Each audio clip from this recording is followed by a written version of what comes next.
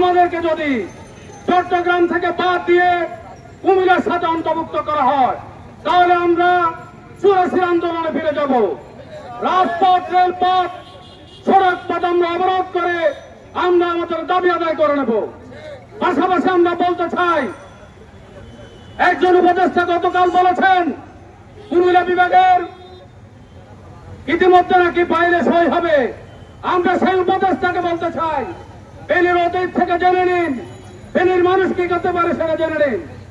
যদি পারেন ফেনীকে বৃহত্তর নোয়াখালীকে নিয়ে ফেনীকে বিভাগ ঘোষণা করেন, অন্যথায় ফেনীর মানুষ কুমিল্লার সাথে সম্পৃক্ততা মানবে না।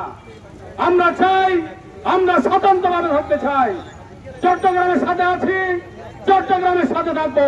এই ফেনীকে যদি বিভাগ, চট্টগ্রাম বিভাগ থেকে আপনারা বের করবার কোন নীল ব্যবসা করেন, কোন ষড়যন্ত্র করেন, আমাদের ইতিপূর্বের বক্তাদের আলোচনায়, আমাদের গুণী আলোচকদের যে আলোচনা আপনারা শুনেছেন, যে সাংবাদিকদের মধ্য দিয়ে আজকে ফেনীবাসীকে, প্রশাসনকে, ডিএসপি, ডিএসআই, এনএসআই সহ সকলকে আমরা জানিয়ে দিতে চাই, ফেনী বাংলাদেশের মধ্যে একটি উন্নত জেলা হিসেবে পরিচিত। এটা শিল্পে উন্নত, অর্থে উন্নত, বিত্তে উন্নত এবং রেমিটেন্সে একটি বাংলাদেশের মধ্যে উন্নত শহর ফেনী জেলা। আমাদের কনস্ট্রাকশনে দ্বিতীয়, বাংলাদেশের প্রথম সিলেট নগরী, এরপরে বাংলাদেশের প্রথম স্থান অধিকার করেছেন ফেনী জেলা। আমরা আজকে স্পষ্টভাবে বলতে চাই, 1985 পর থেকেই ফেনী আলাদা মহকুমা হয়ে পরবর্তীতে পৌরসভা জেলা হয়ে এটি চট্টগ্রাম বিভাগের সাথে অন্তর্ভুক্তি রয়েছে। শুধু শিক্ষক, পড়াশোনার ব্যাপারে কুমিল্লা বিভাগে আমরা অন্তর্ভুক্ত রয়েছি।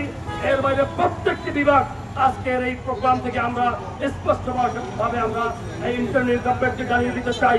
কুমিল্লার যে উপদেষ্টা রয়েছেন তাকে আমরা জানিয়ে দিতে চাই, আমরা স্থানীয় মন্ত্রণালয়কে আমরা জানিয়ে দিতে চাই, অবশ্যই ফেনী জেলাকে চট্টগ্রামের সাথে অন্তর্ভুক্ত রাখতে হবে। আমরা কুমিল্লা নয়, চট্টগ্রামের সাথে আমরা থাকতে চাই। আজকে ফেনীবাসী ঐক্যবদ্ধ, ফেনীর সর্বস্তরের মানুষ বিভিন্নভাবে দাবি করে যাচ্ছে। বক্তব্য বিবৃতি, মানববন্ধন, বিক্ষোভ, সোশ্যাল মিডিয়ায় নিজেদের অবস্থান তুলে ধরা সহ সকল পদ্ধতিকে অবলম্বন করে আমরা চট্টগ্রামের সাথে থাকার এই দাবিকে সরকারকে আমরা জানিয়ে দিচ্ছি। আমরা আশা করব প্রশাসন, সরকার আমাদের এই দাবিকে সম্মান দেখিয়ে আমাদেরকে চট্টগ্রাম বিভাগের সাথে রেখে দেবেন। যারা চক্রান্ত করছেন ফেনীবাসীকে আপনারা কুমিল্লার সাথে যোগ করবেন, তাদের উদ্দেশ্যে বলতে চাই, আপনারা আপনাদের এইসব অপপ্রচার, অপচেষ্টা থেকে বিরত থাকুন।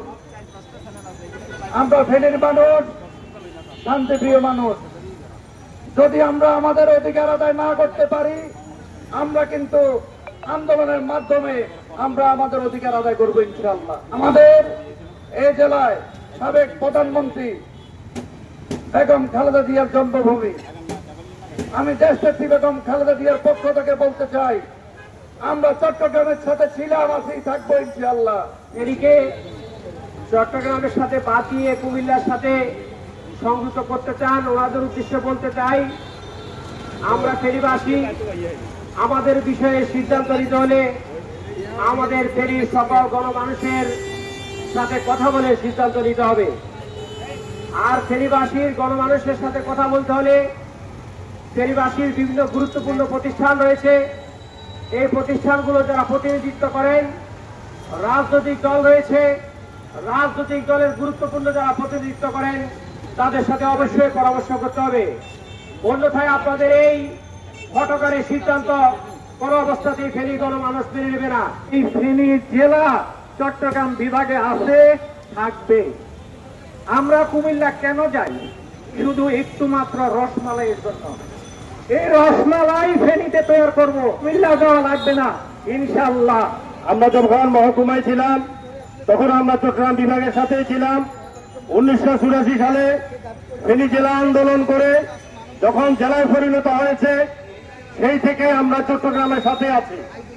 চট্টগ্রামের সাথে আমাদের শুধু ভৌগোলিক এবং সাংস্কৃতিক মিল নয়, চট্টগ্রাম হচ্ছে বাংলাদেশের দ্বিতীয় রাজধানী, চট্টগ্রাম হচ্ছে সমুদ্র বন্দর, চট্টগ্রামে রয়েছে একটা আন্তর্জাতিক বিমানবন্দর। এই চট্টগ্রাম হচ্ছে বাংলাদেশের জন্য সবচেয়ে গুরুত্বপূর্ণ জায়গা, যেখানে চিকেন নাক খ্যাত ছোট্ট একটি জায়গা রয়েছে, যেটা ভারতের খুব লোলুপ দৃষ্টি পড়েছে সেটার উপর। আমরা সেটা নিয়ে সচেতন থাকতে চাই। আমরা ফেনীবাসীর উদ্যোগে দাবি দিয়েছিলাম আমাদের চিকিৎসার জন্য আন্তর্জাতিক মানের একটি হাসপাতাল করা হোক।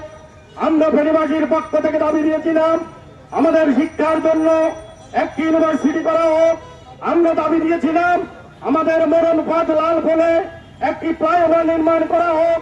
আমরা দাবি দিয়েছিলাম আমাদের জন্য দুঃখ সেই যে মৌলকর্মপথ সেটি নির্মাণ করা হোক। কিন্তু আমাদের সকল দাবিকে পাশ কাটিয়ে তৎকালীন স্বৈরাচার সরকারের সরকারের অন্যায় একটি আবদার চট্টগ্রাম বিভাগকে ভাগ করে আরেকটি বিভাগ কুমিল্লা করা হবে, আর সেই বিভাগে ফেনীকে স্থানান্তর করা হবে। ফেনীবাসী শুরু থেকে এই দাবির প্রতি ধিক্কার জানিয়েছে। অনেক গুণীজন মানুষ রয়েছে এই ফেনী জেলায়। আমি বলতে চাই আজকের আমরা এই ফেনী রেমিটেন্সের দিক থেকে দেশের ৩য় পর্যায়ে রয়েছি। তাহলে আজকে আমাদের এই ফেনীটি যদি আপনারা কুমিল্লার সাথে অন্তর্ভুক্ত করতে চান, আমাদের গুরুত্বর দিক চিন্তা করে অন্তত আপনার যে প্রতিনিধি রয়েছে জেলা প্রশাসক বা জেলা প্রশাসনের শীর্ষ পর্যায়ে বিভাগীয় কর্মকর্তা রয়েছেন, আপনার কাছে জানতে চাই যে আপনি একটিবারের জন্য কি কারো পরামর্শ নিয়েছেন? ফেনীবাসীর পক্ষ থেকে হুঁশিয়ারি করে বলতে চাই, কিছুক্ষণ আগে আমার এক ছোট ভাই বলে গেছে ফেনীকে নিয়ে সুদূর ফুদুর করা চলবে না।